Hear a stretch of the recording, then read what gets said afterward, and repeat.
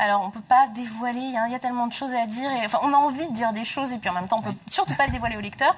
Mais le second volet, donc je disais, c'est la continuité forcément du premier. Vous y relatez des moments d'histoire qui ont vraiment eu lieu, d'autres qui sont inventés. Des fois, la réalité dépasse la fiction, réellement. On s'en rend compte et vous décrivez notamment, alors il y a une description que moi je trouve vraiment bouleversante, du Feuersturm qui a détruit une partie d'Hambourg en Allemagne en 1943, en juillet 1943 si je ne m'abuse. Fin juillet, début août. Alors cette description-là, on a tendance à se dire que c'est tout droit sorti de l'imagination du romancier que vous êtes et en fait non, pas du tout. Et là, on se dit que la réalité dépasse réellement la fiction de ce que ces gens ont vécu. C'est quelque chose que j'ai découvert. Alors quel que soit le bombardement, à partir du moment où on est en dessous, c'est effectivement quelque chose de dramatique. Et je décris aussi des bombardements qui se passent à Londres. Mais celui-ci a été particulièrement meurtrier. Et en fait, ce qui s'est passé, c'est qu'ils ont appliqué une technique nouvelle dans le bombardement qui s'appelait le bombing round the clock. C'est-à-dire que les Anglais bombardaient la nuit et les Américains bombardaient la journée. Ça a duré ainsi plusieurs jours. Donc les personnes qui étaient en dessous n'avaient même pas le temps, à la fois physiquement et psychologiquement, de récupérer.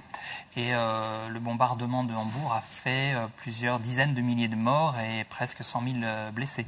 Il y a une description totalement apocalyptique, on se croirait en enfer réellement. Mais c'est les témoignages que j'ai lus qui correspondent vraiment à cette description, puisque le Feuersturm dont vous parlez correspond à un espèce de feu gigantesque qui est produit à partir de différents foyers.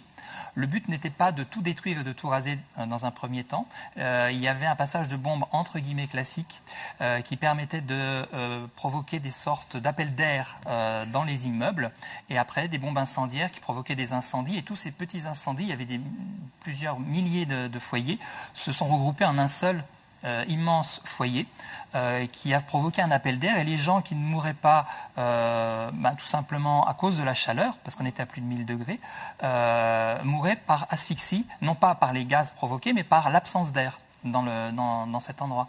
Et c'était vraiment, j'ai lu des témoignages de personnes qui ont réussi à s'en sortir, mais de façon miraculeuse.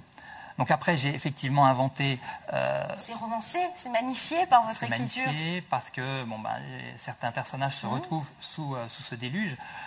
Mais c'est vrai que je relate certains éléments, certaines scènes qui sont des scènes qui ont réellement existé. Oui. La réalité, encore une fois, dépasse la fiction, mais aussi dans l'aspect humoristique. Des fois, vous vous servez aussi comme ça de détails que vous avez probablement trouvés dans des, je ne sais pas, dans des documents historiques, peut-être des livres d'histoire. Par exemple, un personnage d'animal, pour le coup, un lynx, dont vous parlez dans le deuxième tome. Alors là, on ne dévoile pas grand-chose en disant cela, mais finalement, ça aurait pu réellement se passer. Le fait qu'une londonienne qui vit à Londres recueille un lynx, qui est après tout un animal sauvage, en plein cœur de Londres, chez elle, en fait son animal domestique, parce que effectivement les animaux du zoo de Londres à l'époque ont réellement fui. Comment ça s'est passé? On a ouvert les portes du zoo? Non, comme dans la plupart des bombardements. Là c'était sur Regent's Park, et donc le zoo a été bombardé, les animaux se sont échappés dans la nature. Certains ont malheureusement été abattus parce qu'ils étaient effectivement dangereux pour les habitants, et d'autres ont été recueillis. Soit ils ont été ramenés au zoo quand tout a été reconstruit, soit ils se sont échappés chez certains londoniens, ou certains ont été aussi mangés par les habitants, puisqu'ils avaient besoin de se nourrir et c'était restriction. Et c'est vrai que du coup, il y a quand même des scènes très drôles et oui, voilà, beaucoup plus légères. On parle de bombardements, de choses très dures pendant la guerre. Et puis il y a aussi comme ça ce ressort comique qui revient souvent pour alléger un petit peu le propos. J'essaie surtout que ce soit à l'image de la vie, c'est-à-dire que ces gens-là, effectivement, c'était la guerre, ils vivaient des moments très difficiles, mais ils avaient aussi des moments de légèreté, des moments drôles, des moments de détente, malgré l'environnement. Donc j'ai essayé de reproduire une histoire qui soit vraiment à l'image de la vie. Influenza, le tome 1, le tome 2. Je vous conseille la lecture des deux tomes pour cet été. Une question simple, vous avez un travail à côté de votre passe-temps d'écrivain, puisque c'est encore un passe-temps.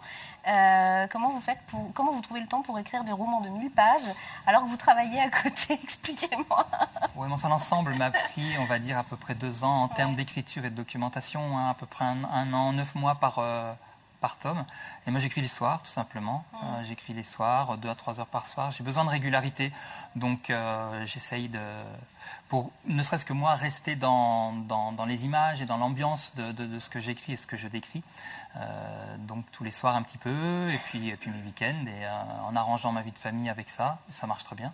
Et vous partez à l'aventure tous les soirs et vous nous emmenez aussi dans cette aventure dans les 2 tomes d'Influenza sortis chez Anne Carrière. Alors Éric Marchal, je vous propose à présent de découvrir un texte rare. Éric Marchal, vous aviez aussi un coup de cœur pour l'été à nous proposer.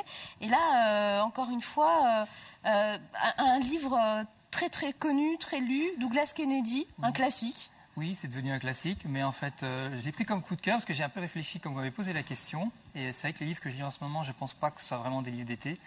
Et en fait, Douglas Kennedy, le premier livre que j'ai lu de lui, c'est À la poursuite du bonheur. Et je pense que pour moi, c'est mon livre préféré de tous ceux qu'il a écrits jusqu'à présent. Et c'est un livre qui m'a fait du bien. Donc c'est pour ça que je l'ai choisi et que je vous le propose en coup de cœur. J'avais un deuxième livre, celui que je suis en train de lire en ce moment, qui s'appelle Les 12 chaises. Ça n'a strictement rien à voir. Ça a été écrit par 2 Russes au début du XXe siècle, dans les années 27, je crois. Et c'est une traversée de la Russie à l'époque du début du communisme, qui est vraiment extrêmement savoureuse, avec aussi une petite intrigue et une écriture finalement qui est assez contemporaine. Les 12 chaises. Les 12 chaises. Et c'est publié chez qui? Vous vous souvenez? Je ne sais plus, c'est un petit éditeur et c'est pas facile à trouver. On le met... d'homme. On le mettra sur le site de Vosges Télévision de toute façon. Mais vous, votre coup de cœur pour l'été, votre conseil, pourquoi pas, c'est de se replonger dans les Douglas Kennedy. C'est vrai qu'il a écrit des bons romans, ce Douglas Kennedy. Alors, À la poursuite du bonheur, on peut le trouver chez Pocket, par exemple, c'est 50 ans de la vie d'une femme. Moi, mon coup de cœur de cet été, et c'est sans flagornerie, c'est Influenza, vraiment les 2 tomes pour passer un bel été. C'est 1000 pages, c'est... pourquoi pas, ça peut un petit peu s'apparenter à du Ken Follett aussi finalement, dans le côté roman historique, aventure, on s'attache aux personnages, c'est drôle. En même temps, il y a de vraies tragédies qui se passent et puis voilà, on passe un très très bon moment. Merci à vous d'être venu sur ce plateau, Éric Marchal.